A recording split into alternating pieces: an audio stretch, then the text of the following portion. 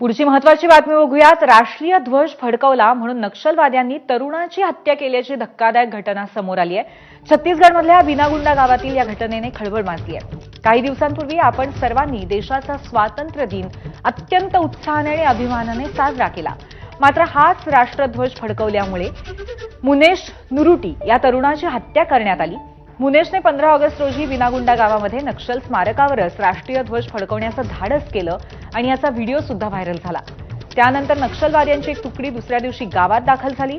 मुनेशला दोषी ठरवत त्याची गळा आवळून हत्या करण्यात आली। या घटनेनं संपूर्ण परिसरामध्ये हळहळ व्यक्त केली जाते।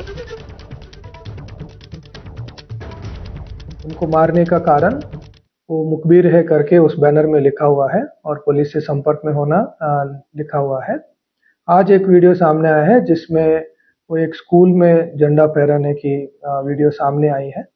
ये वीडियो के कारण उनकी हत्या हुई है या नहीं, इसकी जांच होना बाकी है। जांच के उपरांत आपको डिटेल्स दिया जाएगा।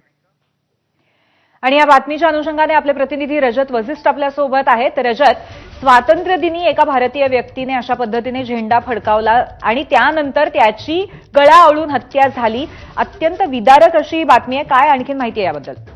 नक्कीच पूर्वी अत्यंत दुर्दैवी आणि सर्वांना दुःख पोहोचवणारी ही बातमी, कारण स्वातंत्र्य दिनी प्रत्येक भारतीय नागरिक अभिमानाने राष्ट्रीय ध्वज फडकावत असतो। मात्र मुनेश नुरुटीने जेव्हा हे कृत्य केलं तेव्हा त्याच्या विरोधात नक्षलवाद्यांनी अशा पद्धतीची कारवाई केलेली आहे। सध्या तो जो व्हिडिओ आहे बिनागुंडा गावामध्ये मुनेश नुरुटीने लहान मुलांना आणि शाळकरी जे विद्यार्थी आहेत त्यांच्यासोबत राष्ट्रीय ध्वज फडकावला होता। त्या ठिकाणी राष्ट्रगीत त्या मुलांकडून त्याचं गायन करण्यात आलेला होता। भारत माताचा जयघोष करण्यात आला होता आणि त्याच्यानंतर नक्षलवादी जे आहेत ते बिथरले आणि दुसऱ्या दिवशी त्यांनी गावामध्ये जनअदालत घेतली आणि त्याच्यामध्ये मुनेशला दोषी ठरवण्यात आला। पोलिसांचा मुखबिर असा त्याच्यावर एक खोटा आरोप करण्यात आला।